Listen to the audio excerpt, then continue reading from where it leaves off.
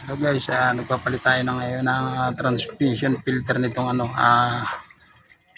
Ford Raptor 2021 model. Ayan, wala po siyang drain plug. Saka plastic na yung kanyang crankcase. Pinapatudo muna natin, pero meron siyang salinan siya ng transmission fluid. Ayan.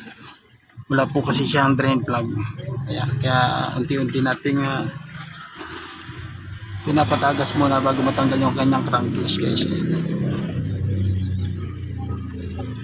Yan ang itsura ng ilalim nito. Kaya mga tornilyo niya, mga size 8 at saka meron siyang 13. Ayan, tinatanggal natin mga tornilyo nito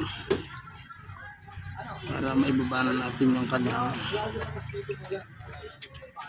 filter at saka yung crankcase.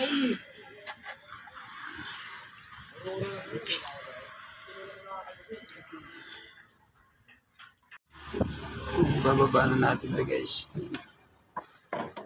Usap lang natin.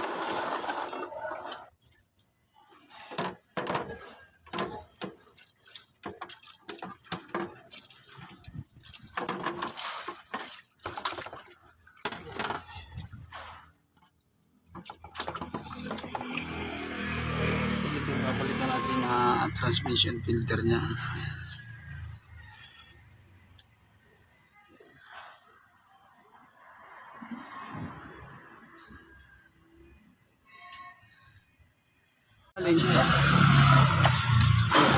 Filter, ayan o.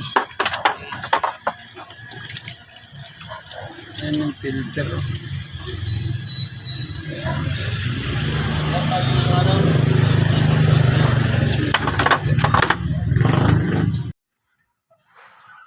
Pero tama na, walang pamalit.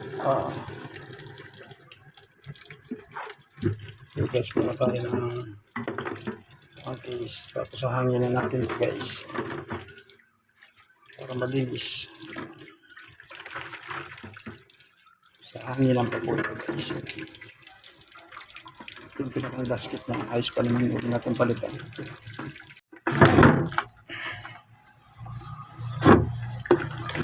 Ayan guys, makikita nyo nililinis natin mabuti yan. Tapos hanginan natin para mas paglalagyan. Ayan. Okay na yung kanyang gasket.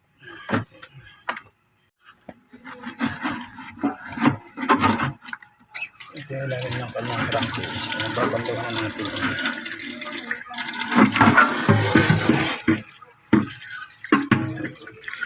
Sabayan natin.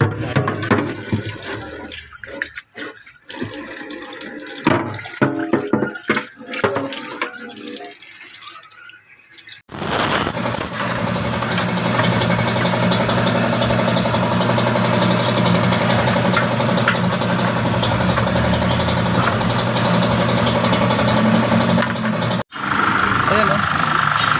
Kasi bago parehas na parehas yan. Kaya bago na yan. Bagong filter. Ayan, ikakabit na natin yung ito na yung bagong filter niya. Ayan, ikakabit na natin. Malinis na lahat yan guys.